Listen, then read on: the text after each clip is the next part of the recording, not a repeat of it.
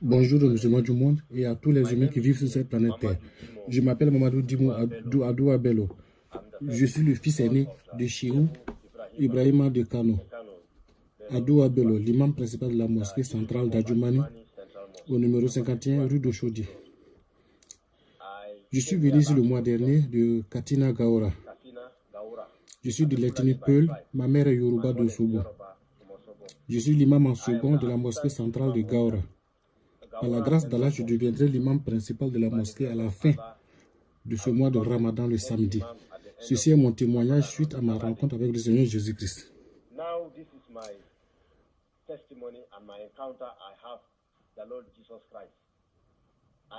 Je n'ai jamais cru en Jésus-Christ ni aux chrétiens.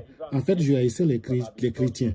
Car depuis mon enfance, on m'avait enseigné que les chrétiens avaient changé la Bible, l'évangile de Jésus-Christ. S'ils l'avaient laissé tel quel, tout le monde serait devenu musulman. Pour cette raison, je hais les chrétiens. Certes, je ne les tue pas, mais je n'ai rien à voir avec eux. J'avais l'habitude d'acheter des Bibles. Je le confesse aujourd'hui devant l'homme de Dieu et je les déchirais. J'en achetais plusieurs uniquement pour les déchirer. Ça me fait mal. Ce problème me tracassait, mais étrangement, le lundi à 3h, environ 3h45 du matin, j'ai eu une rencontre avec Jésus-Christ. C'était le lundi, 23e jour du mois de Ramadan de cette année 2019, qui comprend et qui correspond dans le calendrier occidental au lundi 29 mai 2019, vers 3h45 du matin.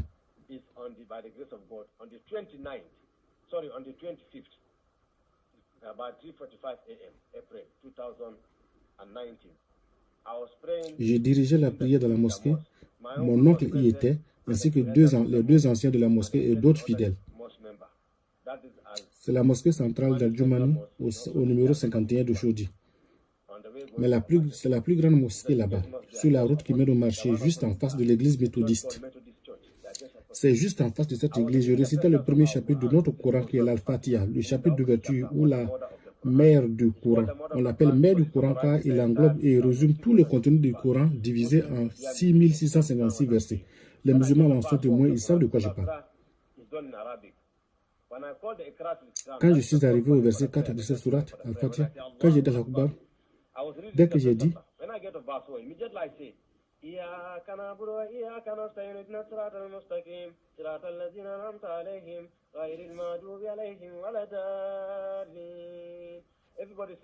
tout le monde a dit Amin. Et quand j'ai terminé cette sourate, soudain, tout à coup, une lumière est sortie de nulle part. Elle a rempli toute la mosquée. Je n'ai jamais rien vu de si brillant. C'est plus brillant que le soleil. Je n'ai rien vu de pareil dans ma vie. Elle n'apportait pas la chaleur. Au contraire, j'avais froid en dessous de cette lumière. Pourtant, la mosquée n'est pas climatisée et les ventilateurs n'étaient pas en marche. Au milieu de cette lumière, un homme m'a parlé. Il m'a demandé en arabe. Cela signifie, il m'a dit de sortir d'entre eux, de sortir d'entre les musulmans. Je sais pourquoi il me parlait en arabe, car je comprends l'arabe mieux que l'Aoussa ou le peuple. Je peux même enseigner l'arabe à un arabe. Et ceux qui écoutent ma langue arabe savent de quoi je parle. J'ai même demandé qui es-tu? Il dit non, il m'a dit de sortir de l'islam. Il m'a dit de sortir de là, que l'islam n'est pas le bon chemin et qu'il me montrerait le vrai chemin, qui sauve les âmes de la condamnation.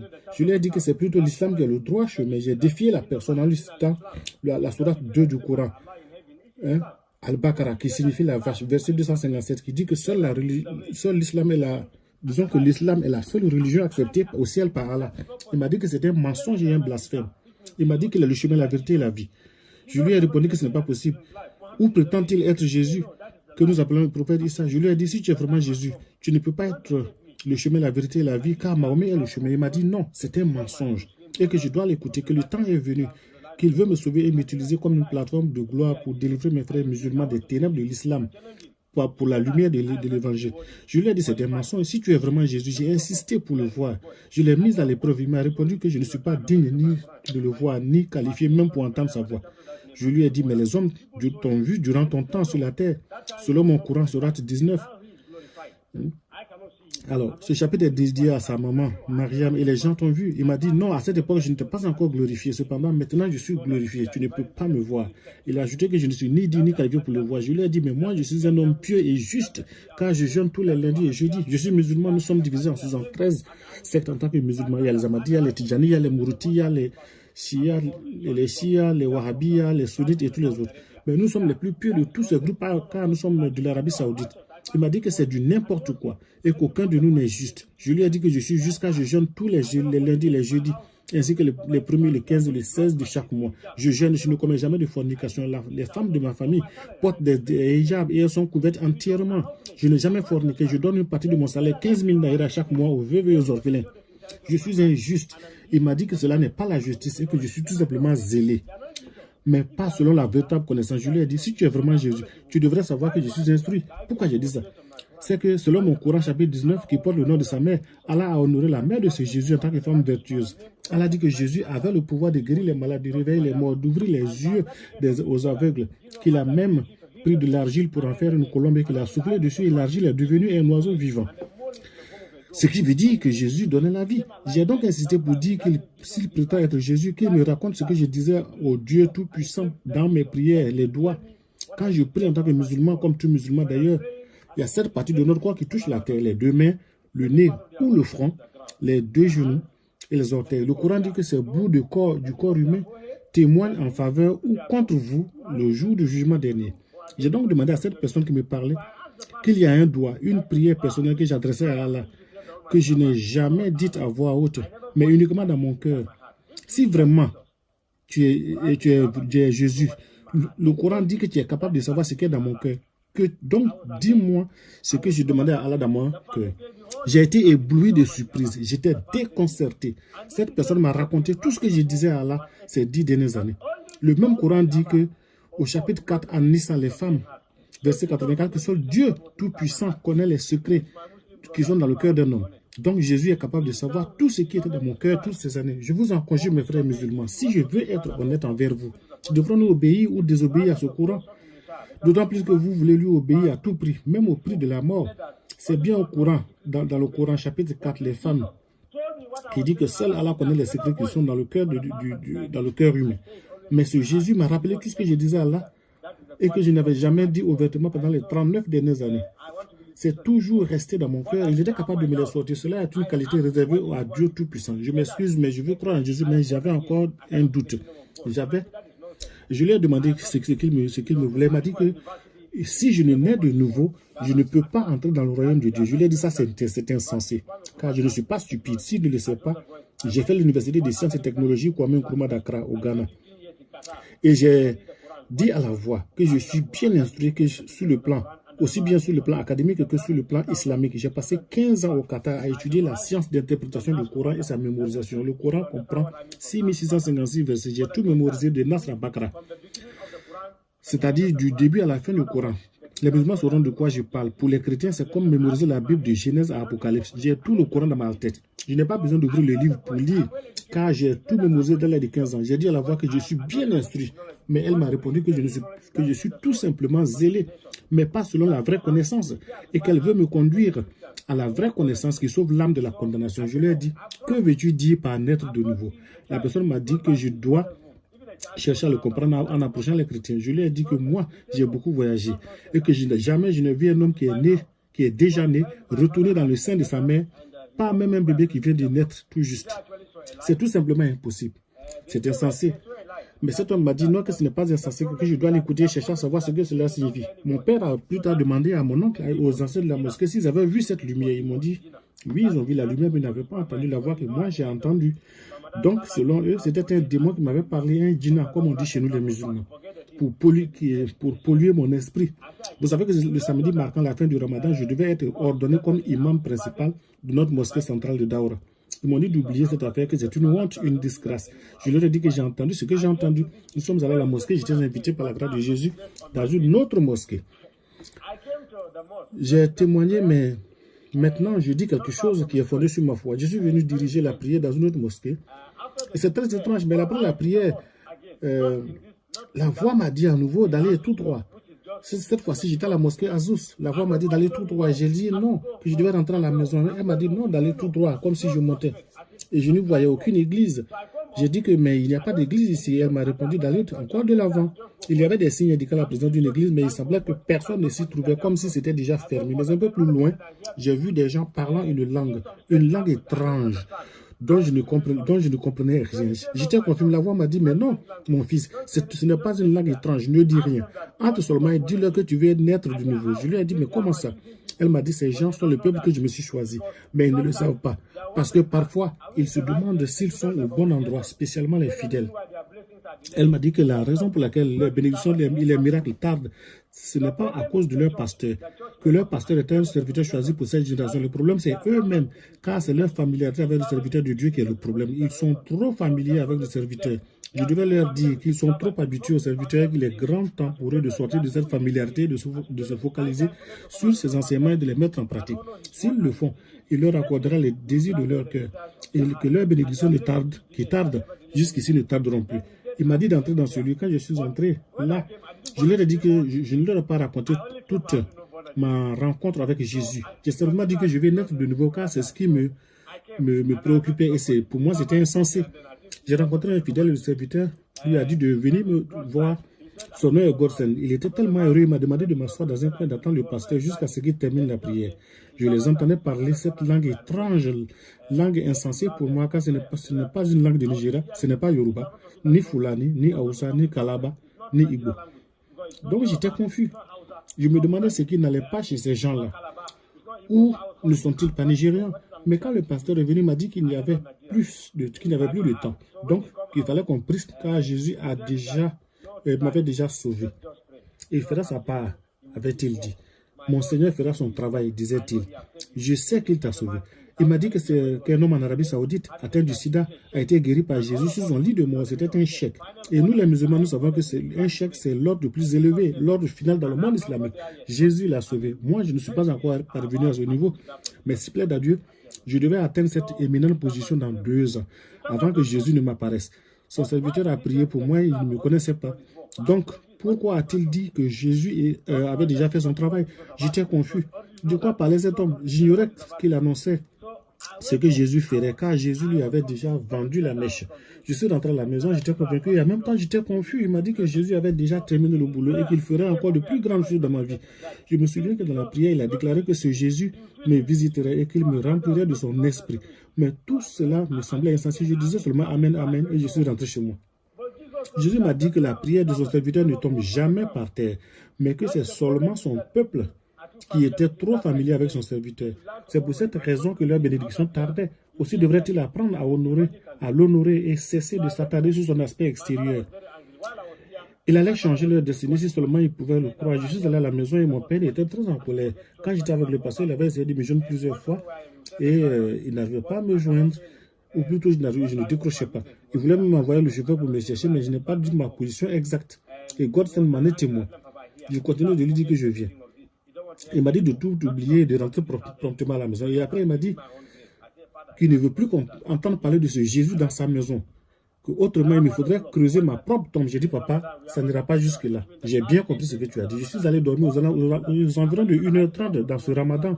C'est la période du Fujra, c'est-à-dire les 10 derniers jours du mois sacré de Ramadan. Nous le savons tous, selon le hadith du prophète Mahomet, dans Bukhari et Muslim, volume 22, il est mentionné que nous cherchons seulement une nuit, la nuit du défunt, parmi ces 30 ou 29 jours de Ramadan. Ce n'est pas un jour fixe. Tu ne peux pas attendre donc de jeûner les 10 derniers jours, car Allah ne l'accepterait pas. Tu ne peux pas non plus attendre seulement les 15 derniers jours pour jeûner, car Allah ne l'accepterait pas non plus. Il exige que tu commences dès le premier jour, ce qui signifie que tu dois faire les 29 ou les 30 jours de Ramadan. Mais le jour qu'on cherche est situé dans les 10 derniers jours. Certains musulmans se réveillent à minuit, d'autres à 1h, 2h, 3h, etc. Mais le plus tard, c'est à 3h du matin et ils font leur prière. Allah dit que si la prière de la nuit du destin est acceptée, cela équivaut à 85 ans d'adoration. On appelle cela Laylatul Qadr. La nuit de la puissance. Donc, j'ai incité pour voir la personne, mais elle m'a dit, non, mon fils, tu n'as pas besoin de me revoir, mais je témoignerai de ma gloire devant ta famille. Mais ils vont endurcir leur cœur. Je lui ai dit que je ne comprenais pas. Il m'a dit, non, ne t'inquiète pas.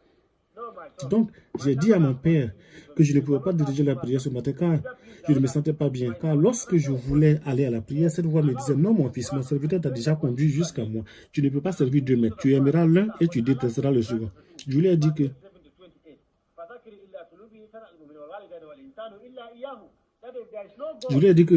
Allah dit dans le Coran que, auquel moi je suis déshabitué, que après Dieu, nos prochains dieux, c'est nos parents. Alors, quel genre de Dieu es-tu pour me dire de désobéir à mes parents? Il m'a dit non, que c'est lui qui est le vrai Dieu du ciel et de la terre et que mes parents ne me connaissent même pas. D'ailleurs, mon père a seulement mis ce liquide dans ma mère. Il m'a demandé, ton père sait-il comment tu as germiné et comment tu t'es développé comme fœtus? J'ai répondu non. Il m'a dit justement, voilà, à travers moi. Mais à travers moi, Jésus, tout a été créé. Et sans moi, rien n'a été créé. Et je devais l'écouter et ne pas aller à la prière. Donc, j'ai dit à mon père que je suis malade, je ne peux pas aller à la prière. Et bien, je ne peux pas non plus lui dire que c'est cette voix qui m'interdisait d'y aller. Car pour cela, il m'aurait peut-être coupé la tête. Je lui ai dit que je suis malade, que j'avais des maux de ventre. Il m'a donné des comprimés. Il est revenu pour la deuxième prière à 3h15 du matin. Je lui ai dit que j'étais toujours malade. Il m'a dit bon de me reposer à 5h45. Il est revenu. Il m'a demandé d'aller diriger la prière de Fajr. Nous, les musulmans, nous savons que la prière de Fajr est la plus importante de la journée. C'est la première prière du matin. Allah dit que si elle est acceptée, les 4 autres seront acceptées. Mais si elle est rejetée, les 4 autres seront rejetées. Allah ajoute qu'un hypocrite ne peut pas faire cette prière, alors que cette prière, ainsi que la prière de 7h15 du matin. Allah dit aussi que les hypocrites ne peuvent l'accomplir non plus. C'est cela notre système de croyance. Si je ne priais pas, je serais un hypocrite. J'ai dit à mon père que je suis toujours malade et que je ne peux pas diriger cette prière. Cette fois-ci, il s'est senti très offensé. Il m'a dit qu'il n'était pas un petit enfant. Et comme les Anglais disent, montre-moi tes amis, je te dirai qui tu es. Il m'a dit que c'est lui qui m'a engendré, donc il sait si je suis malade ou pas. Il sait que l'année passée, j'étais malade, très malade. Mais malgré ça, j'étais couché et je priais quand même. Je ne plaisante pas avec la prière d'habitude. Car c'est là l'instruction d'Allah. Quand tu es malade et que tu ne peux pas te tenir debout, Allah dit, prie étant couché. Si tu ne peux pas te coucher, Allah dit, assieds-toi et prie. Si tu ne peux pas t'asseoir, Allah dit encore que les gens doivent te tenir afin que tu fasses les gestes de la prière. Il n'y a aucune excuse pour faire la prière. Je veux dire à mes frères musulmans, avant de continuer, posons-nous une question. N'est-ce pas de l'esclavage? Si je me base sur ce que me dit Jésus, notre prière islamique est un esclavage. Si tu es malade, le Dieu du ciel, selon le Coran, chapitre 10, et même dans les Bismillah Rahman Rahim, au nom d'Allah le plus gracieux, le plus miséricordieux, si ce verset est vraiment vrai, si Allah est vraiment miséricordieux, pourquoi exige-t-il qu'on prie même quand on est malade et qu'on serait incapable de prier? Le vrai Dieu du ciel ne peut pas être aussi méchant. Si tu es malade, il devrait comprendre que tu ne te sens pas bien. Ce Dieu nous dit aussi dans le Coran, chapitre 8, et je dis ceci à mes frères musulmans pour qu'ils sachent que je ne suis pas un fou, je ne suis pas stupide non plus. Ou sans doute croit-il que des chrétiens m'ont corrompu en me donnant de l'argent. Je sais que cela se passe, que tout cela passe par leur tête. Je le sais quand j'étais avec eux. Ces idées nous passent par la tête. Personne ne m'a offert de l'argent. C'est pourquoi j'ai mentionné le nom de mon père, Ibrahima Dimo Bello, l'imam principal de la mosquée centrale d'Adjoumani. Certains le connaissent car il est revendeur de voitures et il est aussi président des musulmans sunnites d'Afrique de l'Ouest. Donc je ne suis pas un homme pauvre, comme chacun de vous doit le savoir déjà. Je suis un expert comptable. La vérité dans cette affaire est ceci. Tout le monde...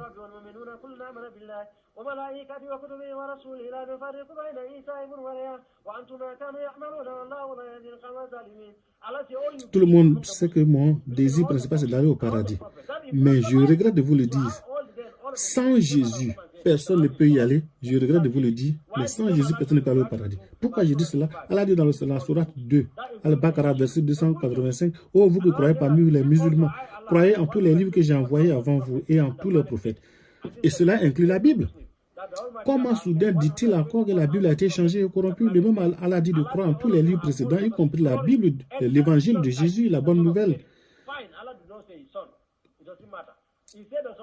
Mais il dit aussi qu'il a envoyé 124 000 prophètes, ce que tous les musulmans croient.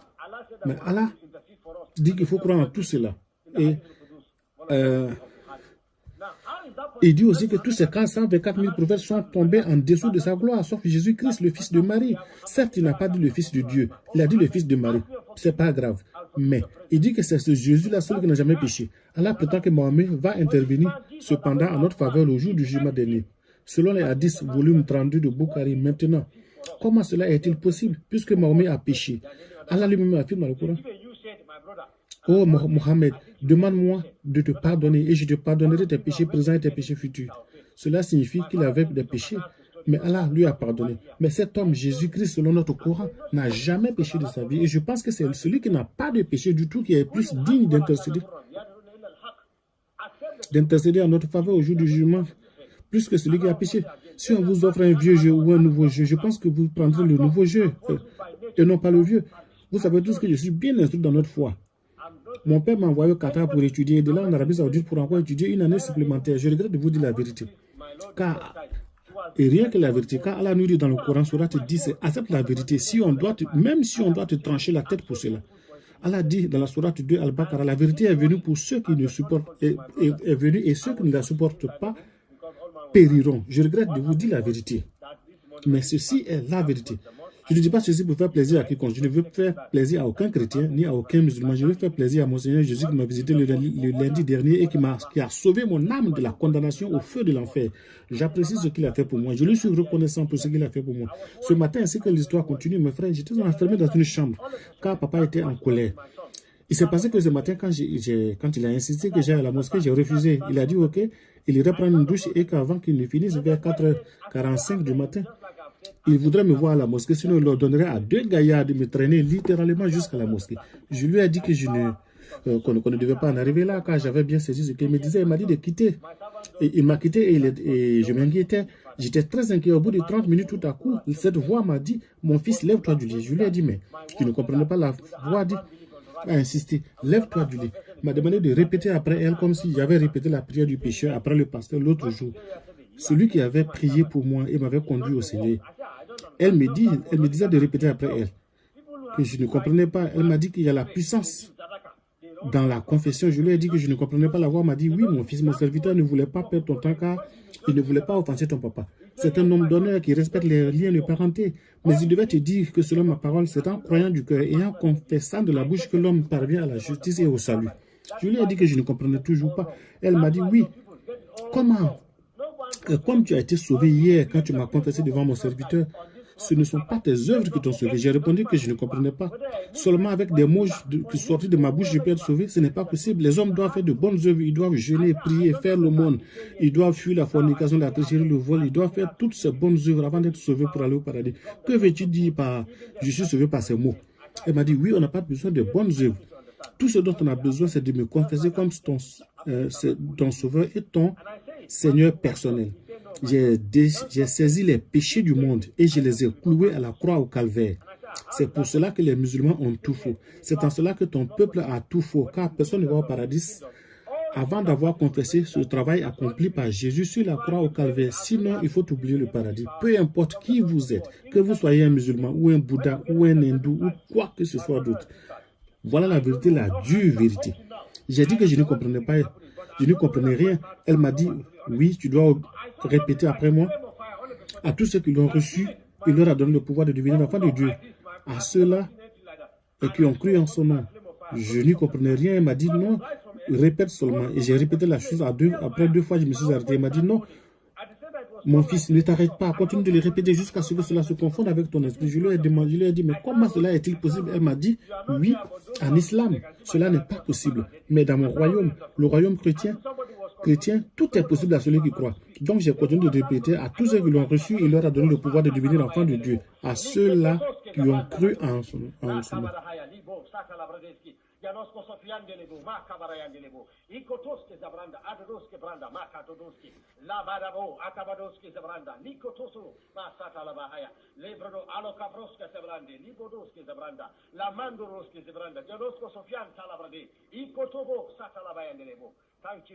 C'est comme ça que je parlais en langue. Hein? Quand je suis arrivé à la 3e répétition de ce verset, eh bien, il s'est passé quelque chose d'étrange. C'est comme je devenais fou. C'est comme si le ciel, le toit avait disparu de la chambre. J'ai vu une flamme de feu qui descendait du ciel et qui m'a consumé, ce qui m'a projeté par terre. C'était comme un choc électrique qui venait du ciel. Une vraie flamme de feu. Je brûlais littéralement. C'était puissant. Et je parlais cette langue étrange que je ne comprenais pas. Et vous n'êtes pas ici pour me voir, mais vous aussi, ceux qui sont là me voient bien que mon boubou est sale. Je ne me contrôlais pas. Ces mots sautaient de ma bouche et je dis seulement merci Seigneur Jésus, merci Jésus, merci Jésus. Et donc mon père, tout le monde était paniqué, ma mère pleurait, ma soeur aussi pleurait, mon père souhaitait aller chercher le docteur Joseph de Yaba pour venir m'examiner parce qu'il pensait que j'étais devenu fou. Et quand le médecin est venu, il était émerveillé, il était étonné. Il a dit, et mon père s'est fâché avec lui, il a dit, mais je t'ai envoyé ici pour que tu examines mon fils et toi, tu es heureux de voir qu'il est devenu fou. Le docteur lui a dit, non, imam, je suis certes heureux, mais pas parce que ton fils est devenu fou, simplement parce que je vous ai porté en prière depuis un bon moment. L'an passé, je t'ai parlé de ce Jésus et je t'ai même offert une Bible et tu me l'as jeté à la figure. Tu m'as dit tu m'as même mise en garde de ne plus jamais recommencer ça. Donc, depuis ce temps, je continue de prier pour ta famille. Je sais que Jésus seul peut faire ça. Je ris car Jésus l'a déjà fait. Jésus a sauvé ta sauvé.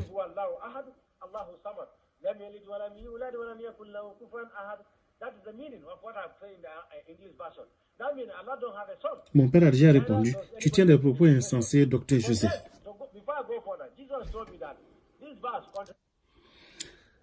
Tu tiens des propos insensés, docteur Joseph. Ton fils, imam, ton fils a été choisi par Jésus. C'est le travail du Saint-Esprit que tu vois. Et mon père lui a dit, je vois que toi aussi tu deviens fou comme mon fils. Mais je comprends mon père, car selon sa perception, le Coran chapitre 14 dit ceci, que Dieu Tout-Puissant, que Allah le Tout-Puissant confesse que Jésus est notre maître, que Mahomet est notre maître et qu'il est notre Saint-Esprit. C'est ce que le Coran dit. Mon père a dit que le Saint-Esprit donc ne peut pas enseigner à mon fils, à son fils, que Jésus était le Fils de Dieu.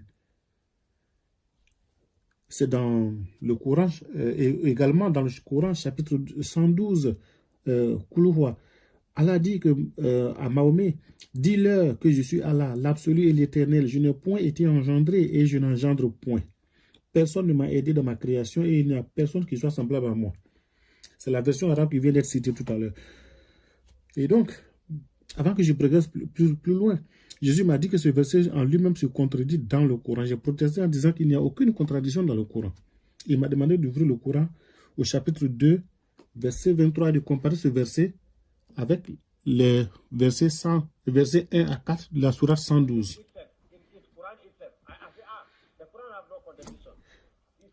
Donc, il m'a dit donc de voir.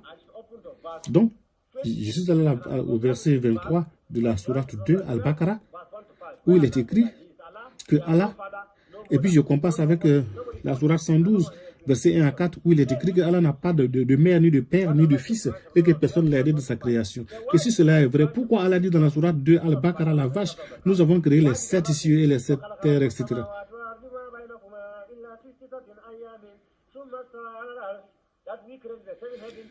Mais le mot employé ici, c'est non. Nous avons créé les cieux et la terre. Jésus m'a dit que cela confirme bien la Sainte Trinité. Que cela signifie qu'il y a bien 3 personnes dans la création. Mes frères et sœurs en islam, voyez-vous, même le Coran confirme que confirme Jésus. Jésus m'a encore dit d'ouvrir le Coran, chapitre 8. Il est écrit, Jésus-Christ est la parole de Dieu et l'Esprit de Dieu. Kalimatullah signifie la parole de Dieu. Et Ruhus Kudus signifie l'Esprit de Dieu.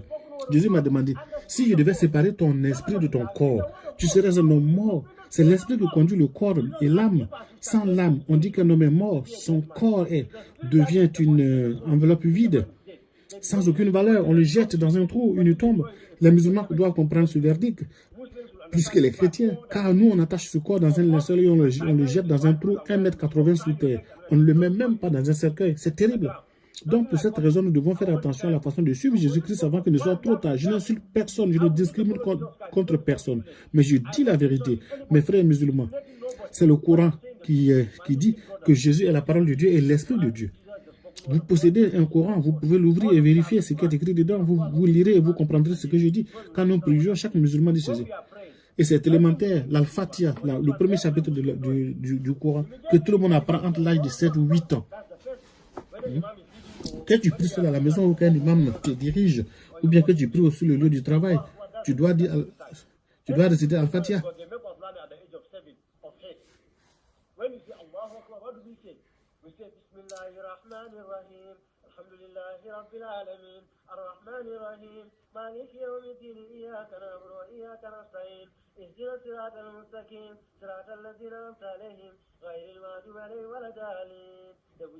On dit Amen, mais on dit hier. Mes frères musulmans, marquons une pause. Pourquoi posons-nous la question? Pourquoi dit-on toujours qu'il faut qu'Allah nous montre le droit chemin? Coran chapitre 1, verset 4. Cela signifie montre-nous le droit chemin.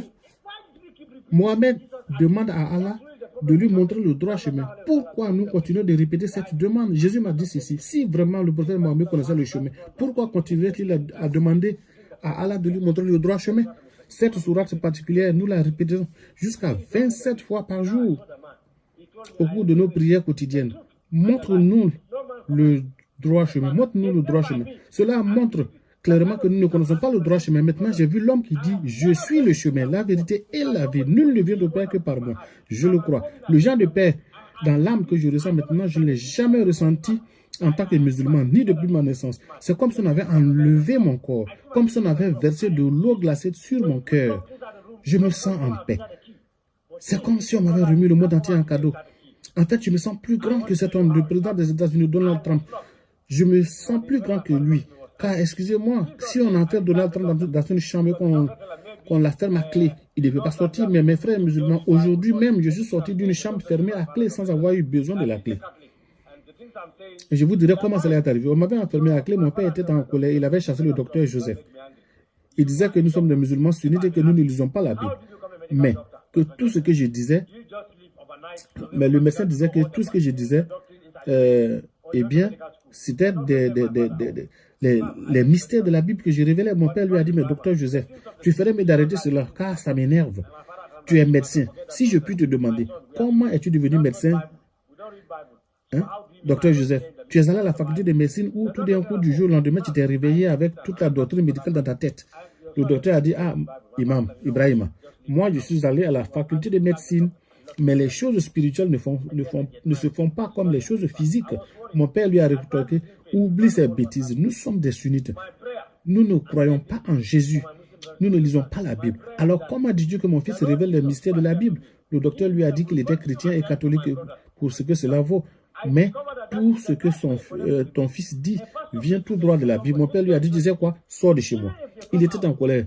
Il a chassé le docteur et m'a enfermé dans la chambre. Il a ordonné au vigile de ne pas me laisser sortir de la cour. J'étais inquiet et j'ai commencé à perdre la foi. Je doutais déjà. J'ai dit cela pour mes frères musulmans. Pour que mes frères musulmans puissent comprendre. Ma prière est que le Seigneur Jésus-Christ, qui m'est apparu, lui-même continue d'apparaître à mes frères et à mes soeurs musulmans. Je me dis que c'est la meilleure façon pour eux, en tout cas de les maintenir dans la foi chrétienne. Car si quelqu'un vient leur prêcher, si on y prend garde, même s'ils sortent de l'islam, ils vont commencer à douter.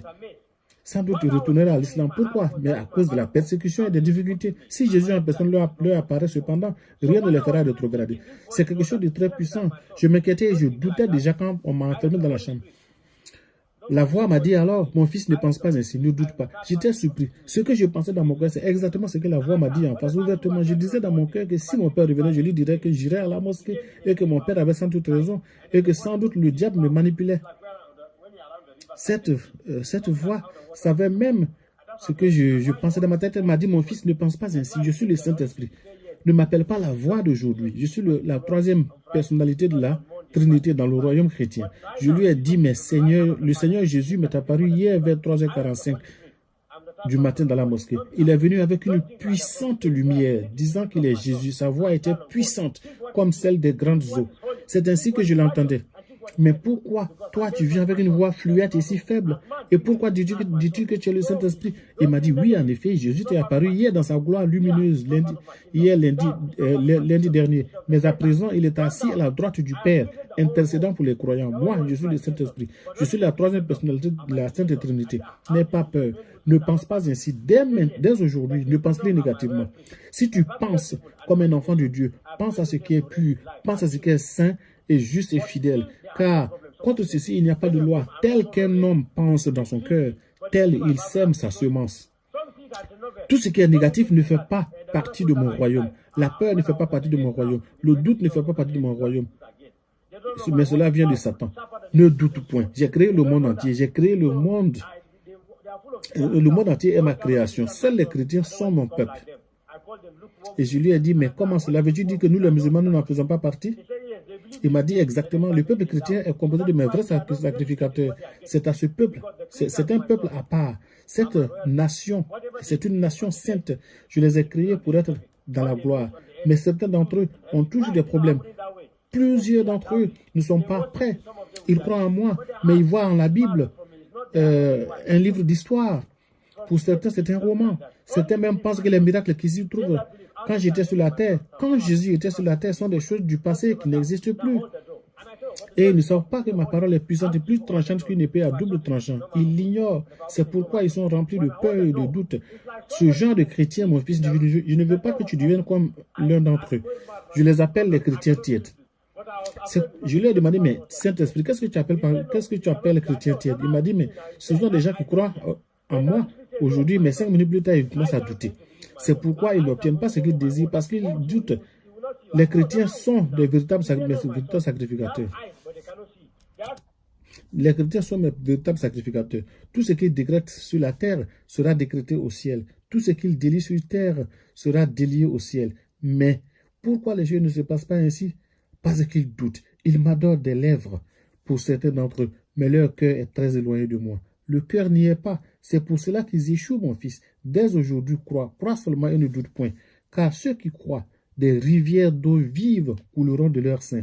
Ne doute jamais. Maintenant, tiens la porte.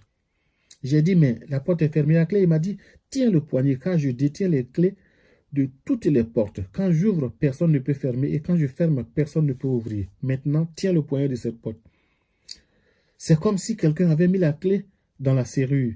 La porte s'est ouverte devant moi. Je suis devenu fou, frère musulman. Je n'y croyais pas. Et j'avais aussi peur que le vigile au portail me voie. Et le Saint-Esprit m'a dit, il ne pourra pas te voir. J'ai dit, non, le vigile garde là où le portail. Il me verra sûrement. Il a des yeux pour voir, il a des oreilles pour entendre. Le Saint-Esprit m'a dit, non, non, mon fils. Il est grand temps pour que tu crois en ma parole. Grand temps que tu honores ma parole. Marche et passe devant lui. Il ne te verra pas. J'ai protesté, oh non, le monsieur va me voir. Il m'a répondu, non, mon fils. Ils ont des yeux, mais ils ne peuvent pas voir. Ils ont des oreilles, mais ils ne peuvent pas entendre. Le Dieu de ce monde les a aveuglés par rapport à la gloire de l'évangile de Jésus-Christ, qui est l'image même de Dieu. Si cette gloire brillait sur eux, ils ne la verraient point. Je suis sorti par le portail sans que personne ne dise, moi je n'en croyais pas mes yeux.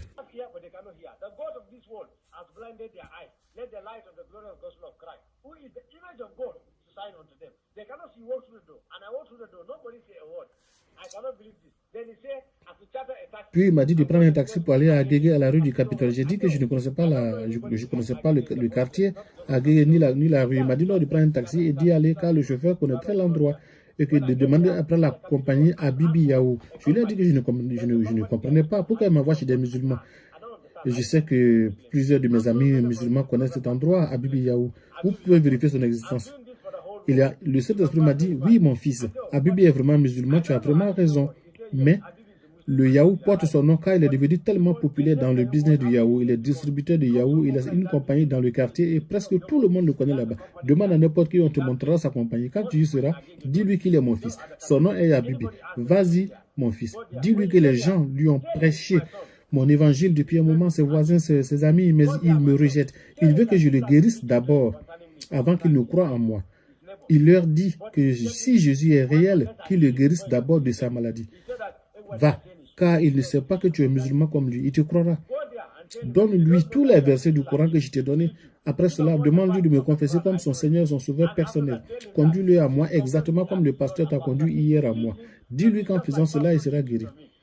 J'ai demandé, c'est une plaisanterie? Le Saint-Esprit a dit non, ce n'est pas une plaisanterie. J'ai dit ok, pas de problème. Je me suis rendu, il n'était pas en place. Ses employés l'ont appelé pour leur dire que j'étais là, que j'étais un frère musulman, et il m'a donc demandé d'attendre. Et il leur a dit qu'il ne me connaissait pas, mais comme il a entendu parler de sa santé, il était intéressé, il devait venir. Et puis plus tard, il a vu qu'il ne peut pas venir, il a donc envoyé sa femme Adja Khadija, qui est venue me rencontrer. Et elle est venue expliquer ce que j'avais à dire. Elle était abasourdie. Jésus m'a dit que sa parole n'avait pas de barrière, car elle surpasse les villes et les nations. Je ne dois donc pas m'inquiéter de l'absence du mari, mais de demander à la femme de confesser Jésus-Christ comme son Seigneur, son Sauveur personnel. Elle a confessé Jésus comme son Seigneur, son Sauveur personnel. Jésus a demandé qu'elle appelle son mari et que ce dernier aussi confesse Jésus comme son Seigneur, son Sauveur personnel. Ils m'ont demandé de ne pas partir, mais de rester là-bas. Car le mari a affirmé que dès qu'il a confessé Jésus comme son Seigneur, son Sauveur personnel, il a ressenti une vive douleur dans ses jambes qui étaient enflées. Avant, il avait du mal à marcher. La voiture venait le chercher juste au seuil de sa porte et venait le déposer juste au seuil de sa porte. Il ne pouvait même pas marcher une courte distance pour aller rejoindre la voiture. Mais il a dit que 5 minutes après sa confession téléphonique, eh bien, il nous a rappelé pour dire que ses jambes n'étaient plus enflées et que la douleur avait totalement disparu en un instant. Il voulait que j'aille habiter avec lui. Il me logerait, me nourrirait et me blanchirait. Il me donnerait tout ce que je voulais. C'était un milliardaire. Immédiatement, Jésus m'a dit de lui poser la question. Crois-tu que tu peux acheter les dons de Dieu avec ton argent? Je devais lui dire que les dons de Dieu ne peuvent pas s'acheter à prix d'argent, car c'est hors de prix. Il a ajouté que le motif du monsieur n'était pas pur, mais qu'il était surpris de la puissance qui était à moi et qu'il voulait l'utiliser. Je devais lui dire non, car c'est pour la gloire de Dieu, mais ce n'est pas à vendre.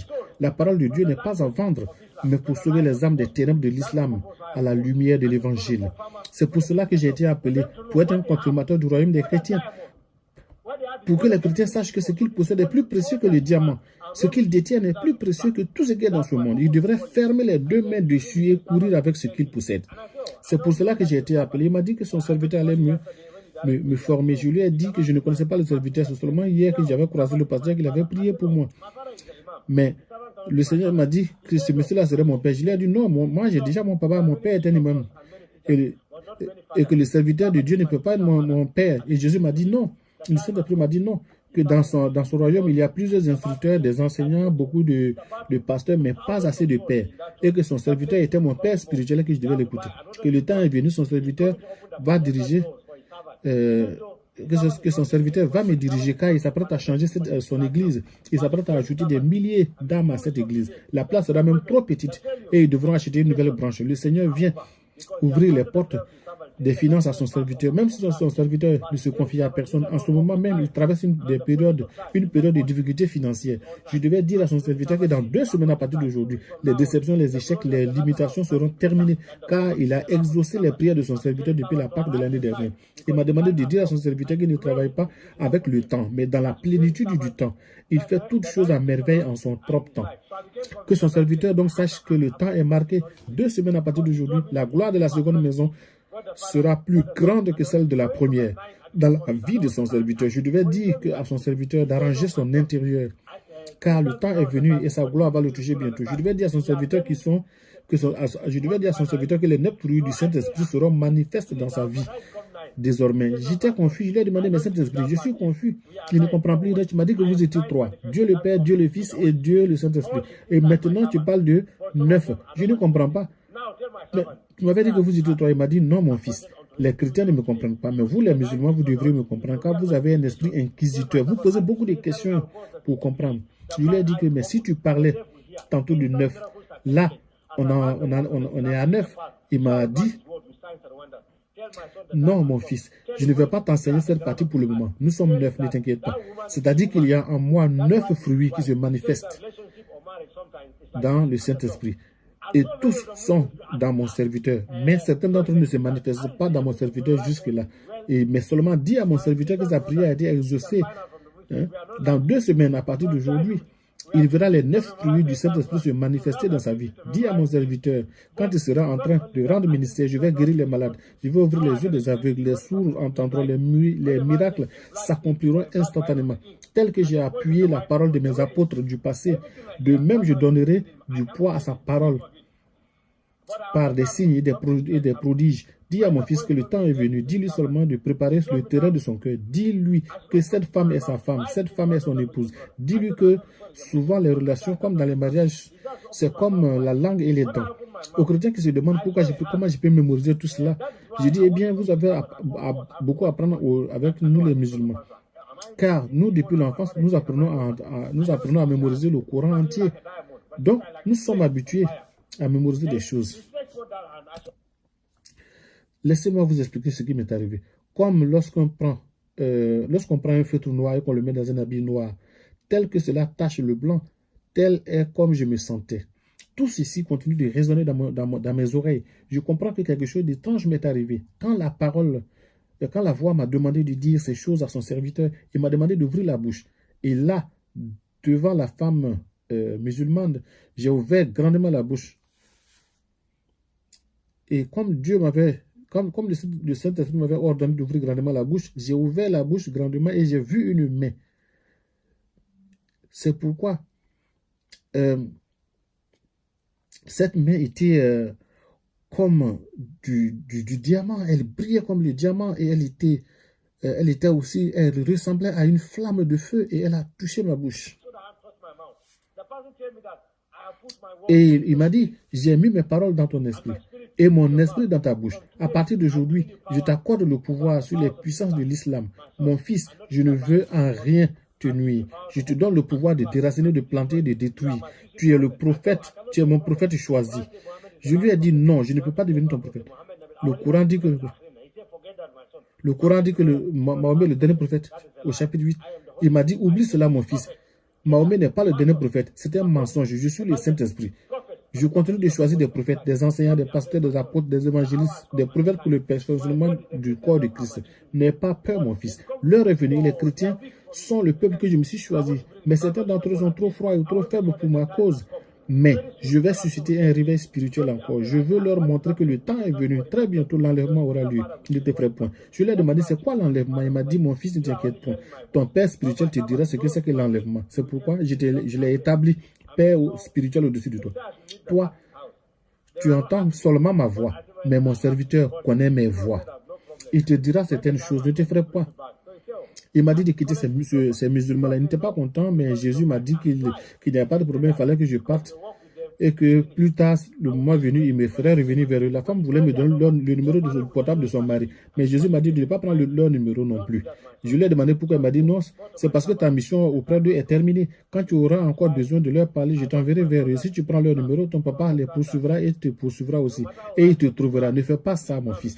Pas seulement il va rejoindre mon serviteur. Le temps est venu. C'est pourquoi je veux que tous mes frères musulmans comprennent que peu importe à quel point vous êtes pieux, à quel point vous êtes pieux, vous devez savoir que je suis sunnite.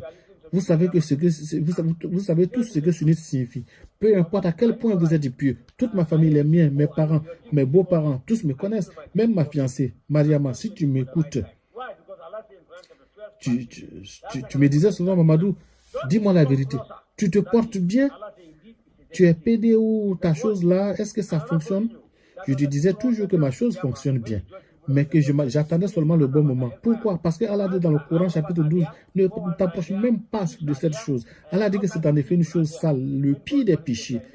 Il dit même que le jour du jugement dernier, les gens qui sont dans le feu de l'enfer, selon le Coran, même les braqueurs sont là-bas, les voleurs sont là-bas, les tueurs sont là-bas, mais que ces gens-là vont supplier Dieu, vont supplier Allah pour qu'on fasse sortir les fornicateurs. Parce qu'on dit qu'il y a un liquide qui sent très mauvais, qui sort de leur sexe et qui pollue toute l'atmosphère de l'enfer. Que c'est tellement puissant que le Coran dit que les damnés qui souffrent en enfer supplient Allah de faire sortir les fornicateurs. Or, ce sont tous des criminels. C'est comme des criminels qui demandent qu'on fasse sortir d'autres criminels de prison, qu'on les libère à cause du caractère sérieusement grave de la fornication. Donc, je me suis dit que je ne vais pas commettre de fornication. Donc, mes frères musulmans, vous pouvez voir que Jésus seul est la solution, la clé pour atteindre la paix que je n'ai jamais expérimenté en islam. On dit que l'islam est la paix, mais nous, on n'a jamais expérimenté cela, nous n'avons jamais goûté à ça. Nous ne trouvons jamais la paix. Mais maintenant, je suis en paix. Je remercie Jésus. Jésus m'a dit que le temps est venu que nous devons et je veux que mes frères comprennent, mes frères musulmans.